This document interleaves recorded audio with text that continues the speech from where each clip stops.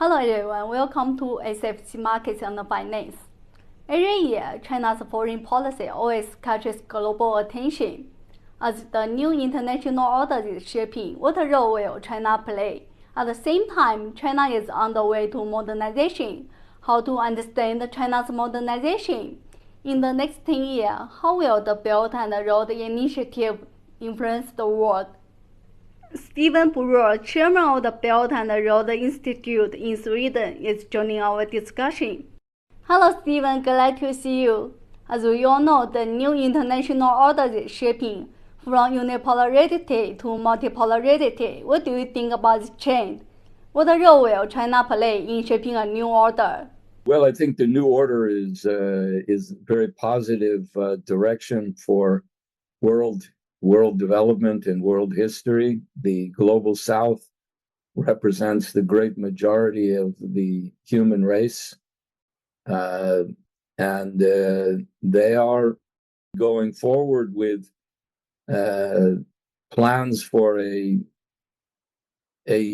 orientation for sovereign economic development and productivity, which means that the old any form of the old colonial systems that have dominated, unfortunately, world history up until now will have to be ended. I don't think there's any way to go back to this old colonial type of unipolar world. China has played a decisive role in bringing this about because of the economic power that China has developed over the at least the last 40 years since the opening up. There is no question that the Great Renovation is going to continue. And I think that will lead and continue to play a decisive role in how this new world order is going to materialize, because it's connected, of course, to the Belt and Road Initiative, which has a lot of support. There's over 153 nations that are cooperating with it. So it's time for the so-called Western world to wake up and join. That might be easier said than done. But the only alternative, which unfortunately there are forces still defending this old unipolar, or I would rather call it the Anglo-American imperial post-World War II policy. And there is unfortunately, grave danger that they are risking conflict and global war. That being the case, it won't stop the movement for a new alternative global multipolar world, but it will clearly, if it is escalated, it can lead to a catastrophe for humanity as a whole, a global war. But the choice for Western Europe and the United States and for England is in reality to change their thinking and to join in cooperation and friendship. I will continue to work in that regard. There are many people, I think, who would be ready to cooperate with me, but we have to make some adjustments and changes in the way that the decision makers in Western Europe and in Sweden are behaving right now, because they are not accepting the new direction willingly, voluntarily, at least not yet. China is on the way to modernization. From your perspective, how to understand China's modernization? Well, I think that it's very clear that President Xi Jinping, when he outlined the Belt and Road Initiative in 2013, already had a long-term plan for both modernizing China, but not only internally, because obviously China's internal development with the fast trains, the transport has surpassed any other nation on the planet. And given the extremely large number of people that live in China, 1.4 billion people, the amount of a potential workforce, which is not just potential, but is actively engaged in all of these incredible development projects, water projects, infrastructure, road building. The transformation that China has undergone is a unique aspect of world history that no other nation has achieved in history at that rate. And it will continue. It's on its way and is moving, to my knowledge, forward in leaps and bounds. The only problem in light of this, as I've already said, is the Western European economies and the United States are still refusing to recognize the role of China and the Belt and Road as a positive basis for world cooperation, and they therefore continue to use operate or ideas like de-risking, indicating that they do not feel comfortable or willing to cooperate openly in light of these global changes.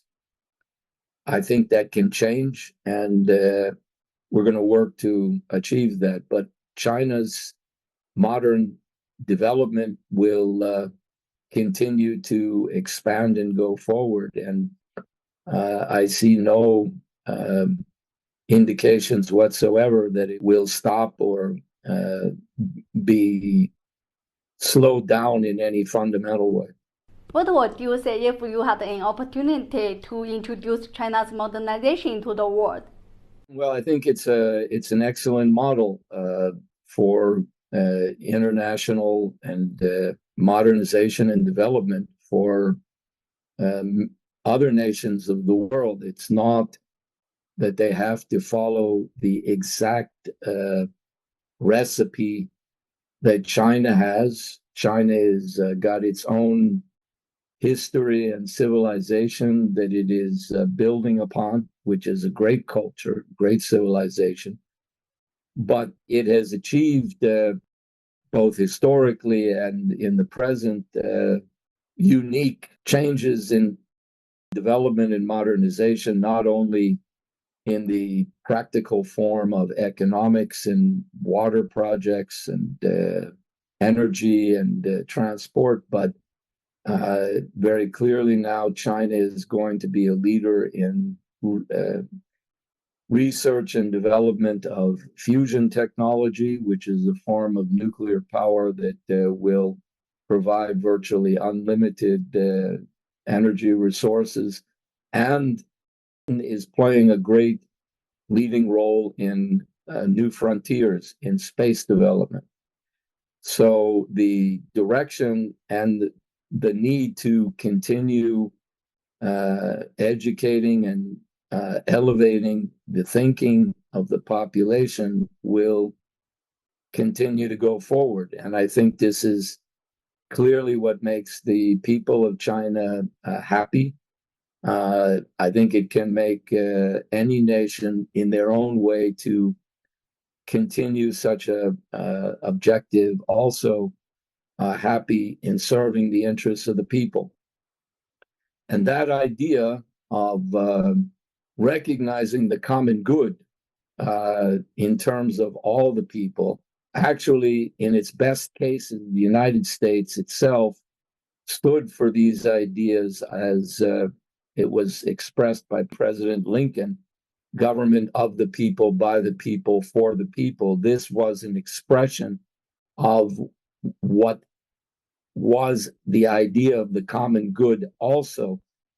Unfortunately, that has not been the direction of U.S. policymaking in the present or generally in the post-World War II period. But I think we can bring that back. And I think that if we do that, then that principle of representing the common good, a community for a shared future for mankind. And that is the key idea of the Belt and Road and the forward development in China. So I think that model can continue to benefit the world. You are doing a lot of research on the Belt and Road Initiative. How do you think the Belt and Road Initiative influenced the world? As I say, from 2013 to 2023, we celebrated, as I was present in Beijing for the Belt and Road Forum. This is a concept of connectivity that is already having deep imprints in changing the landscape in Africa. There are many countries now in South America. You have the connectivity of from Kunming to Vientiane in Laos. You have the agreements between Indonesia, which is one of the largest populations in the world, in working together with the Belt and Road. So we have already seen world changes based on the idea of developing infrastructure as the basis for eliminating poverty. And there is no other way to do it. The failure of Western policymakers in the general modern period since effectively since World War II, but even since the 70s, 1970s, 80s, and from forward to now, under the IMF and the World Bank, development did not go forward. In fact, it was generally prevented. So we're already seeing that through the Belt and Road Initiative, like it or not, the rest of the world is joining and cooperating in the great majority because this is leading their nations and the world in general out of poverty, and seeing this again as a alternative that Sweden, in my view, would benefit enormously from, much more than what they are presently doing by insisting on military escalation and the joining of NATO. This is not going to help the Swedish population, and it is certainly not going to help to contribute to peace and development in the rest of the world. So the Belt and Road is the direction that humanity needs to work with. And it's time for the Western European countries to wake up and recognize this. Some Western media regard the BRI as debt trap. What do you think about this criticism? Well, these criticisms are basically being directed against China for reasons that are geopolitical. They want to defend the present unipolar order, and therefore they want to demonize China in these ways, which, like the so-called debt trap scenario, that has been demonstrated to be a fake. Our association, the Belt and Road Institute in Sweden, and my colleague, who's the vice chairman of the Belt and Road Institute here, Hussein Askari, has written several articles, one which he wrote quite some time back that is available on our website. And it shows that the arguments for this so-called debt trap are fake. There is no substance to it, but it has been circulated, and to the degree that it is still being circulated, it is to counter Western cooperation with what the Belt and Road has already achieved and can achieve in the future. But the reality of the so-called debt trap and the descriptions that indebting countries who work with China for general infrastructure development, mostly they're being directed against the European populations where the decision makers are opposed to cooperation and work with the BRI. So it's a propaganda tool, but it has no real substance to it whatsoever. We've researched it, and the research that we've done is available on our website and can be seen and documented. If they were more intelligent than they are in Western thinking, they would either read and acknowledge the facts as we put them, and then they would keep quiet about continuing to circulate what in principle are just false reports and lies. As China's economic powerhouse, how can Guangdong contribute to Belt and Road Initiative? That was developed out of Shenzhen and the Guangdong area of China, which is now one of the leading economic areas of development generally, is now being promoted as the model to expand and improve development in Xinjiang, which would mean not only that this area of the western part of China would experience great development and growth for all of the population, but it will also mean that all of the countries that are bordering Xinjiang, there are clearly very many key opportunities for how to expand the Belt and Road into Central Asia in ways that will further improve communication and development.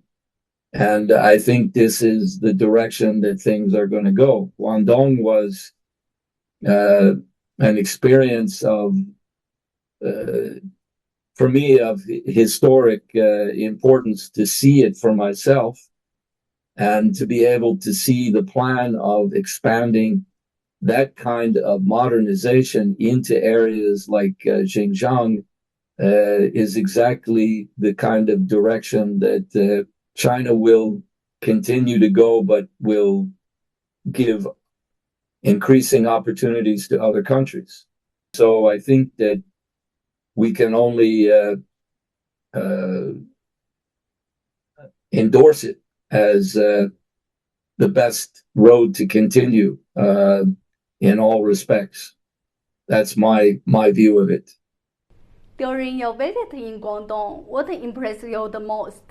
Well, it was a combination of seeing how well and how ordered and beautiful the city is, both in terms of its modern facilities, the modern skyscrapers, at the same time, the beauty of Guangzhou as a city of flowers, environmentally, the clean beauty of the city and the surrounding area of natural beauty and development is a model that impresses whoever would come. And I understand, in my view, why the Chinese people will be and are so proud of what has already been achieved. I saw the beauty and the population meeting at least smiling faces and people who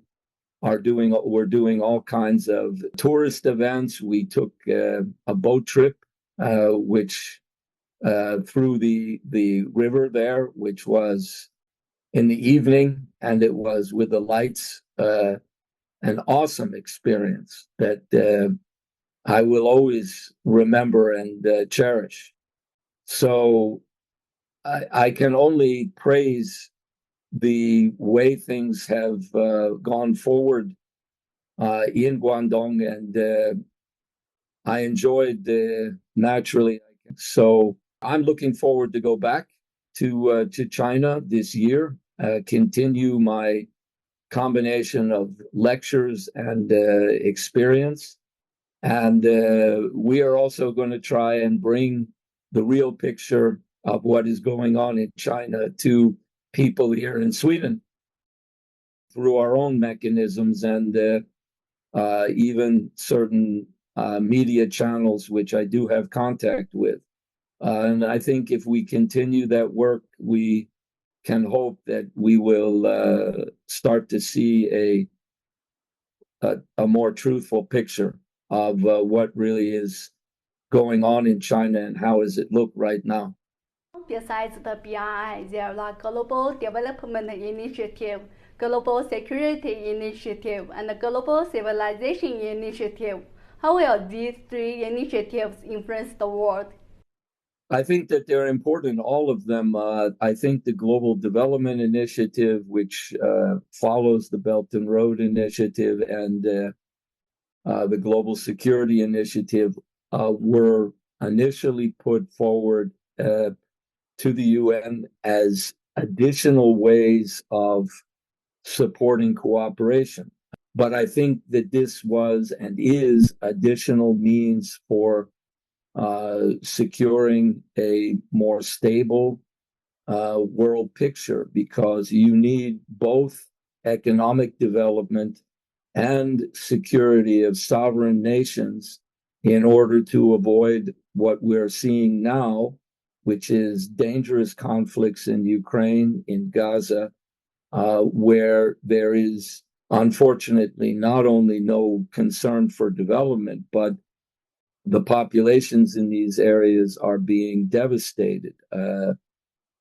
So peace and security are essential, and that's how I see these. Now, the Global Civilization Initiative, which is the last of the initiatives, I think has a important special significance, because we are highlighting this now in a series of interviews that my colleague and I are doing, because we are referring to one of the great universal thinkers in European history, Gottfried Wilhelm Leibniz, who worked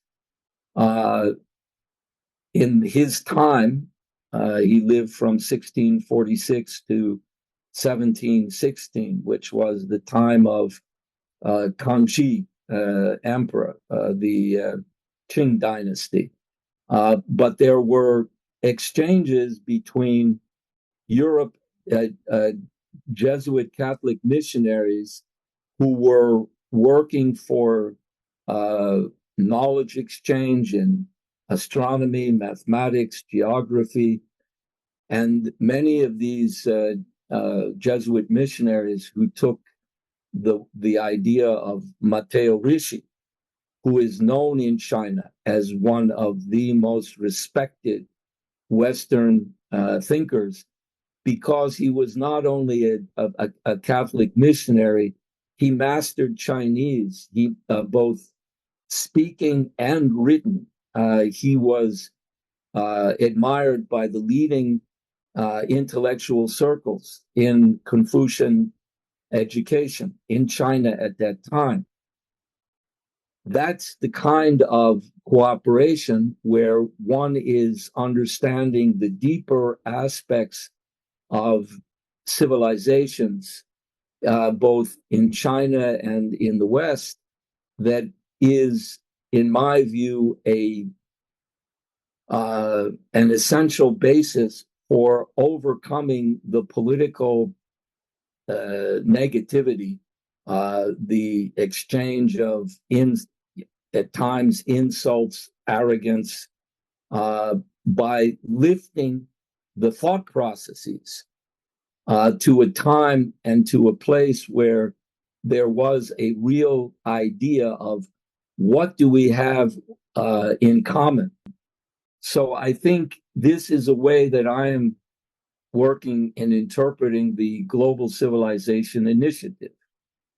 We respect that there are differences, but we also see the common qualities of respect for the common good and the quality of the goodness of human reason, which can be the bridge that will reconnect Europe and China in the way that Leibniz was thinking in his time.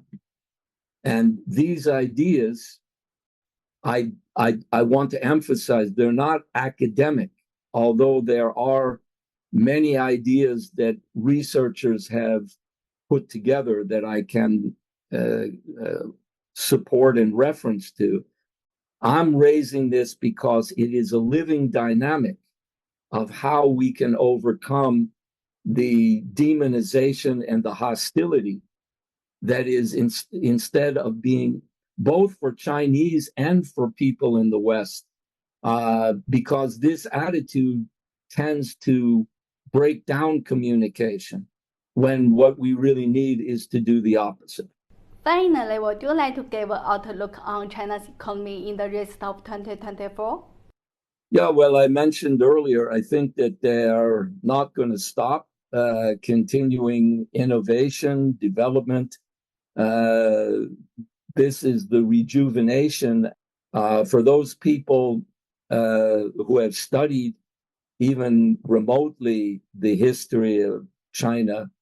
It is a very profound, long historical, cultural history that if people were more respectful and aware of it, they would not be threatened. They would see it as a great asset. And I'm sure that China will, as it is embracing all of its history, to move forward in the ways that it has been moving, and I think can even expand in these areas of pioneering in space technology, in areas of new energy sources like fusion power. They're much more efficient and powerful in their efforts than, for example, what people are often talking about, solar and wind.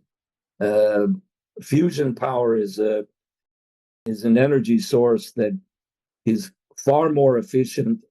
It hasn't yet been successfully implemented in a commercial manner, but it's only, in my view, a matter of time, and China is working very actively on this. So I see these things as attaining a great goal, which I know that partly is oriented towards 2035.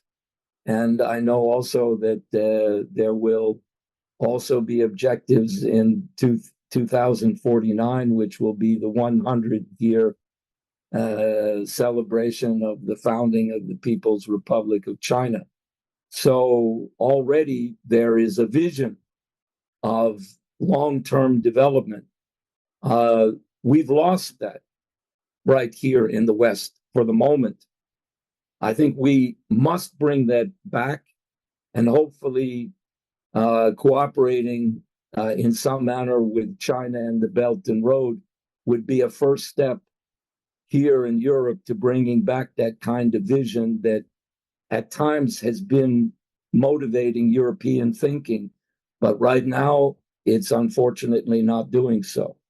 So we need to make some changes. All right, Stephen, thank you for your time. Thank you. Bye. Bye-bye. There are different types of modernization in the world. Like Stephen says, China's modernization can be a role model for the rest of the world. That's all for today's show. Thank you for watching. See you.